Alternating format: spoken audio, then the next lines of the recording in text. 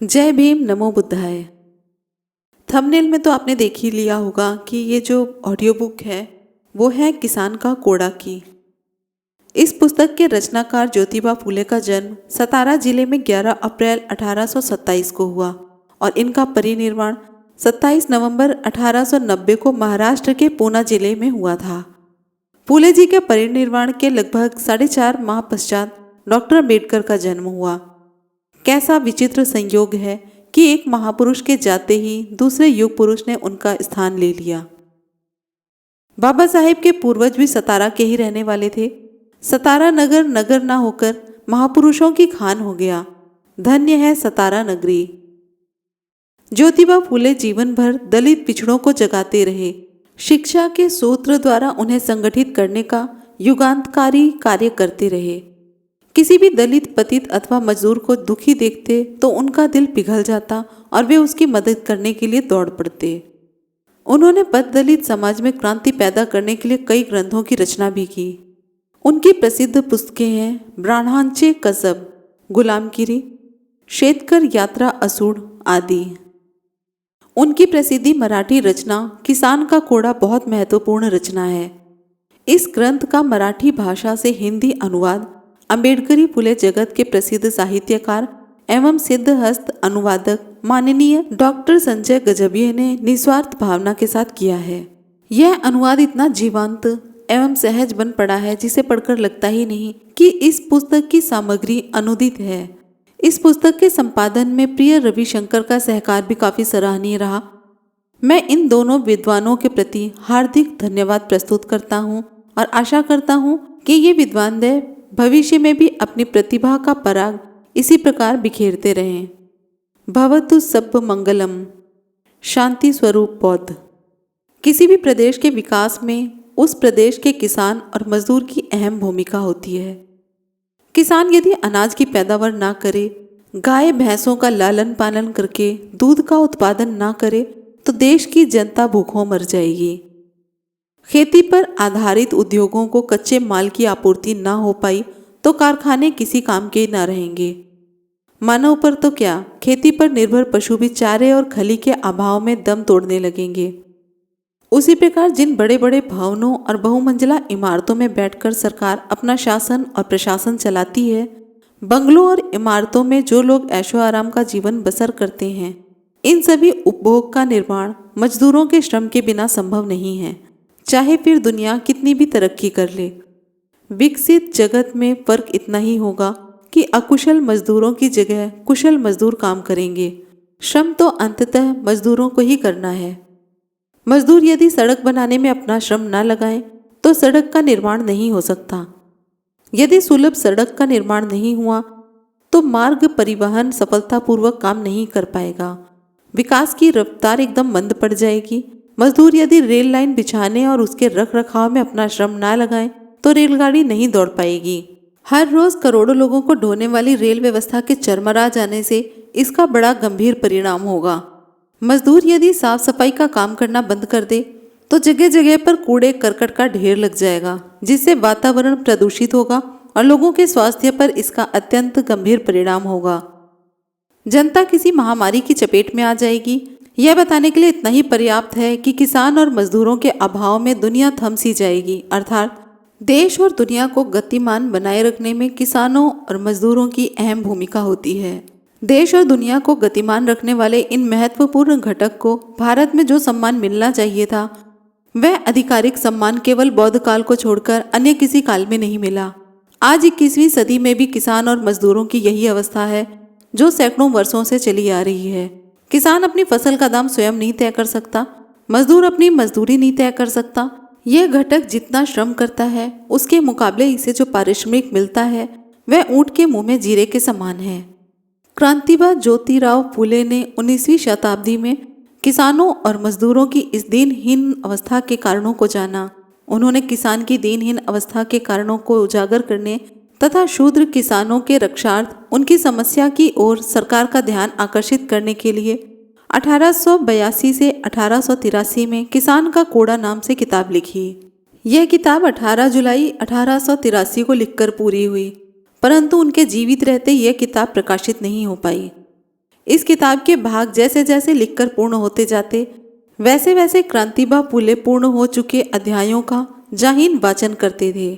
इसी क्रम में इस किताब के चौथे भाग का वाचन अप्रैल 1883 को मुंबई में हुआ। इसके अलावा पूना, ठाणे, जुन्नर, ओतू, हड़पसर, वंगड़ी, मालियों के कुरुल नामक गांव में भी उन्होंने इस किताब का वाचन किया था।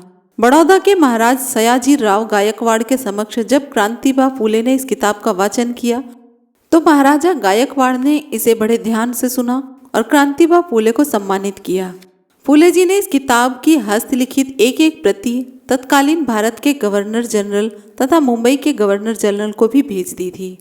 किसान का कूड़ा किताब के प्रथम 2 भागों में मजदूर नेता नारायण मेधाजी लोखंडे ने दीपबंधु समाचार पत्र में प्रकाशित किया था, किंतु डर के मारे उन्होंने इस किताब के अगले अध्यायों को प्रकाशित करने से इनकार कर दिया।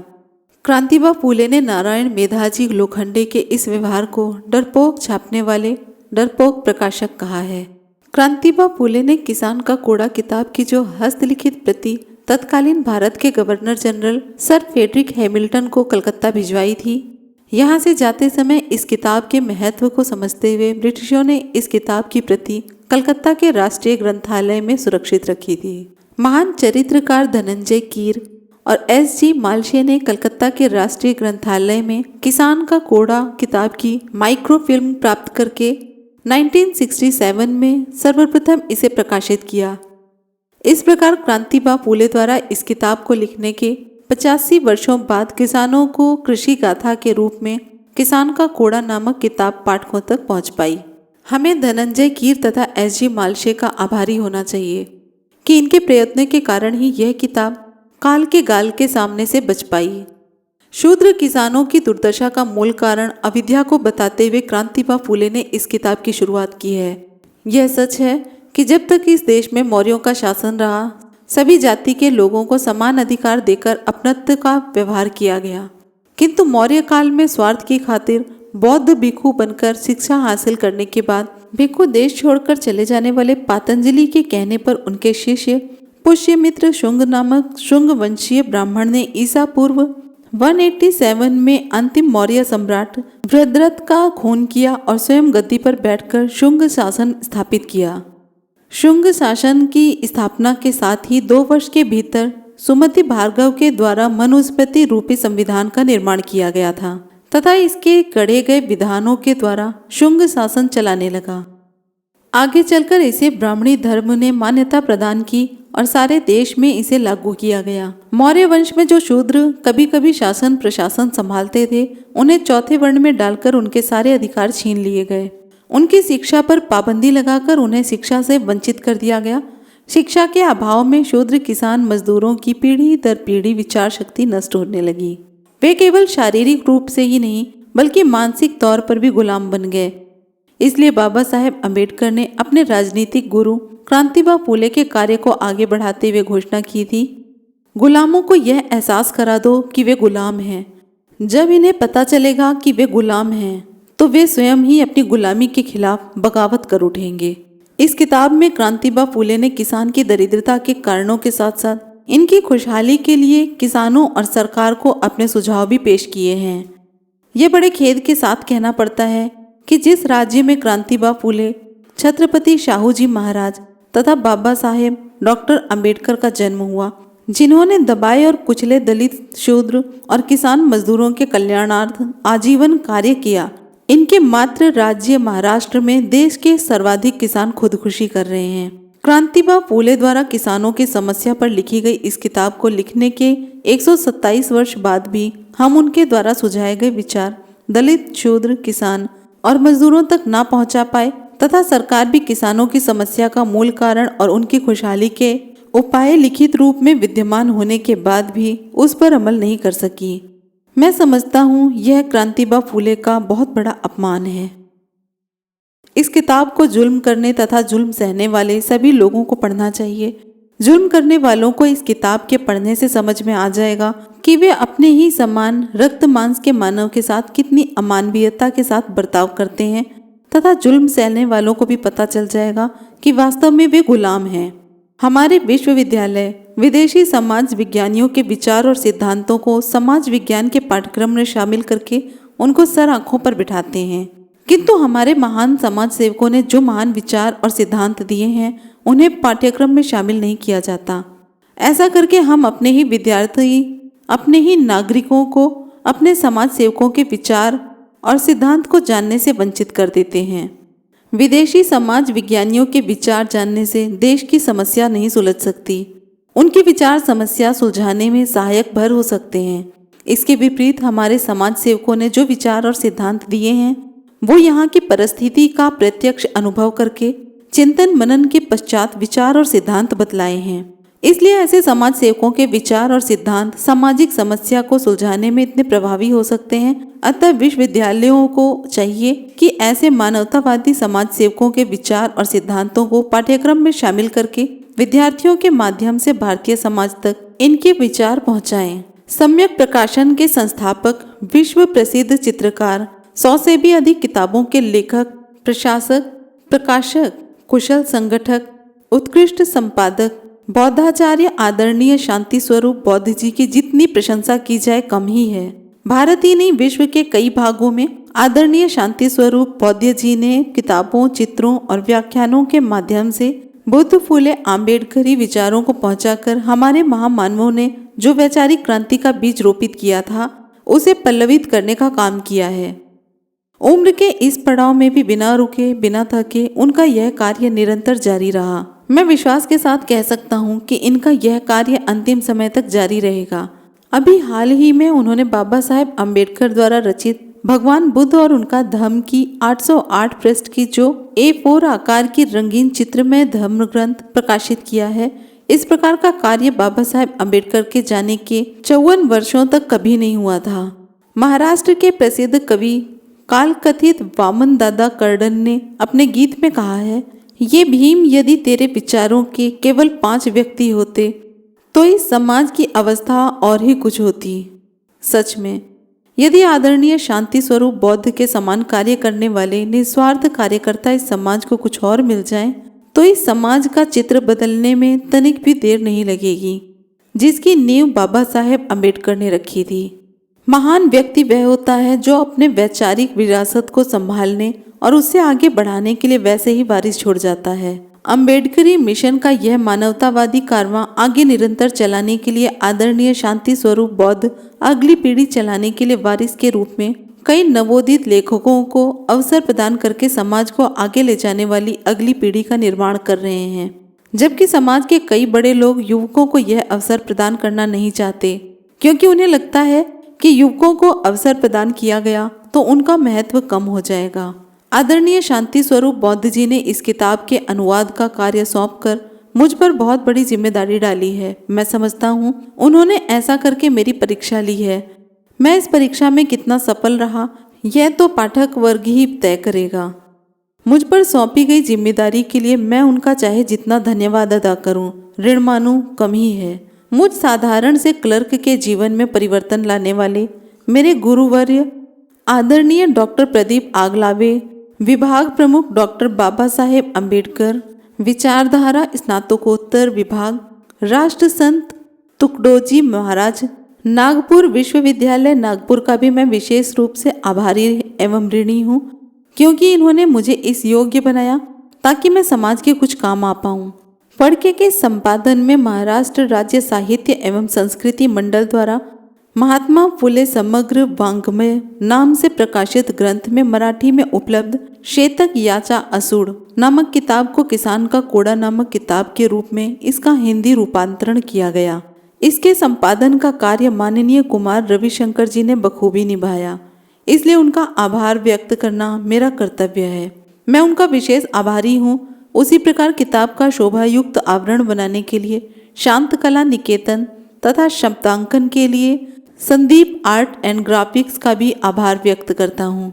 उत्कृष्ट छपाई के लिए गौतम प्रिंटर्स नई दिल्ली का भी आभार व्यक्त करता हूँ। इसी आशा के साथ यह किताब शूद्र किसानों, दलित पीड़ित मजदूरों के जीवन में कुछ आशा की किरण जगा पाए। संजय गजभिये, नागपुर 13 जुलाई 2010। अब चलते हैं प्रस्तावना की तरफ।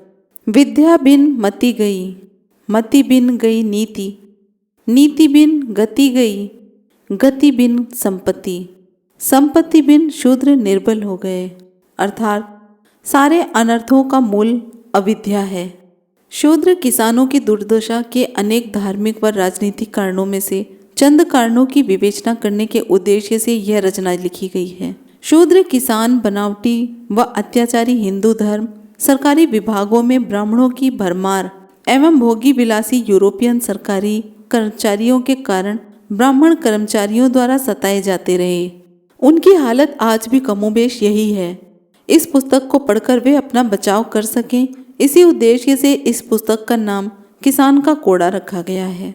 पाठकों, आज किसान के 3 प्रकार हैं। शुद्ध किसान अर्थात कुर्मी, जिसे कि कुनबी भी कहते हैं, इसके साथ माली और गडेरिए। 3 भेद होने के कारण यह है कि प्रारंभ में किसानों की मूलतः खेती से ही जीवन निर्वाह करने वाले लोग कुर्मी कहे जाने लगे। धीरे धीरे जो किसान अपनी खेती संभालते हुए बागवानी करने लगे उन्हें माली कहा जाने लगा, और फिर जो किसान खेती बागवानी दोनों करते हुए भेड़ बकरियां पालने लगे वे गडेरिए कहलाए। प्रारंभ में कामों के आधार पर किसानों के ये 3 वर्ग बने, पर ये आज 3 पृथक जातियां हैं। इनमें आज शादी ब्याह छोड़ खान पान आदि के सारे व्यवहार होते हैं। इससे पता चलता है कि कुर्मी, माली और गडेरिए एक ही शूद्र किसान वंश से निकले थे। बाद में इन तीनों जातियों के लोग अपना मूल धंधा खेती को छोड़कर जीवन निर्वाह के लिए अन्य धंधे करने लगे। इनमें से प्रायः अनपढ़, आस्तिक और थोड़े साहसी लोगों ने नंगे भूखे रहने पर भी अपनी खेती को ही संभाले रखा। पूर्णतः बेसहारा लोग गांव छोड़कर जिधर ठीक लगा उधर जाकर धंधा करने लगे। कुछ चारे का तो कुछ लकड़ी का, कुछ कपड़े का तो कुछ ठेके का कारोबार करने लगे, और कुछ लिखने का काम पकड़कर अंत में पेंशन लेकर इठलाने लगे। इन लोगों ने इस तरह पैसे कमाए और जायदाद खरीदी, पर इनके बाद शिक्षा विमुख इनके लापरवाह बच्चे जल्दी ही कंगाल होकर अपने पिता को कोसने लगे। कितनों के पूर्वजों ने सिपाहीगिरी और समझदारी के बल पर जागीरें बनाई थी, इनाम आदि भी पाए थे। कुछ तो शिंदे होलकर जैसे राजा ही बन गए थे, पर आज अज्ञानी निरक्षर होने से इनके वंशज अपनी अपनी जागीरें और इनाम की अपनी जमीनें गिरवी रखकर या बेचकर कर्जदार बन गए हैं। कितने तो अन्न के भी मोहताज हैं। बहुत से ईमानदारों और जागीरदारों को उनके पूर्वजों ने कैसे कैसे पराक्रम किए थे, कैसे कैसे दुख झेले थे आदि की कल्पना भी नहीं हो सकती। वे बिन मेहनत के मिली जागीर पर अज्ञानवश कुसंगति में पड़कर मौज मस्ती और दुर्व्यसनों में डूबे रहे। इस तरह ही बिरले ही जागीरदार और ईमानदार बेकर्जदार मिलेंगे। आज जो इनके छोटे मोटे राजघराने हैं उन पर भले ही कर्ज ना हो, किंतु उनके आसपास के लोग और ब्राह्मण कर्मचारी इतने स्वार्थी, धूर्त और चालाक हैं कि वे इन राजघरानों को विद्या प्राप्ति का चस्का लगने ही नहीं देते। इस कारण इन राजघरानों के लोग अपने वैभव को खोकर ऐसा समझते हैं कि उनके पुरखों ने केवल उनकी मौज मस्ती के लिए ही राज्य बनाया था। ऐसा समझ खुद राज्यभार संभालने में असमर्थ हो ये धर्मांध लोग भाग्य भरोसे रहकर आज ब्राह्मणों की गुलामी कर रहे हैं। दिन में गोदान का काम और रात में संतति जन रहे हैं।